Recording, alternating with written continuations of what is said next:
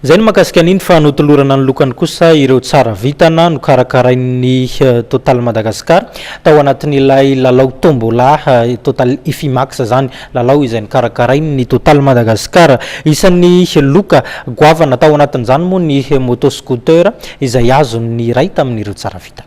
Loka maro karazana no natolotra ireo tsara vitana misy 20 voasariky anarana nandritra ilay tombola Ifimax izay no karakarain'ny Total Madagascar.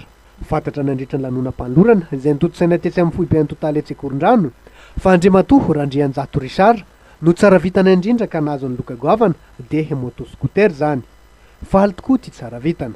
Nanao fisariana tamin'ny Ifimax dia tena tanjabaty moa zany nanaovako an'ilay izy dia zao tonga amin'ny tanjony zao sady za koa moa ohatrany tsy nanampo an'izany mihazo an'izao fa tsy nampoiziko mihitsy zany dia loka aloha eny amin'ilay tena tsara ilay izy mety amiko amin'ilay vezivezy sy ny ohatr'izay aminy tena ilaiko. Tafiditra ao anaty endrika vaovao entin'ny Total Madagascar zao etsika zao.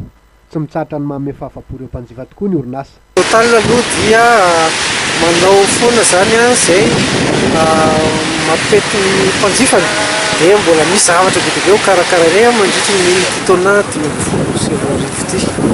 Nitolorana ny lokany ihany koa ireo tsara vitana hafa, loka izay nahitana frigo sy télévision na écran plat.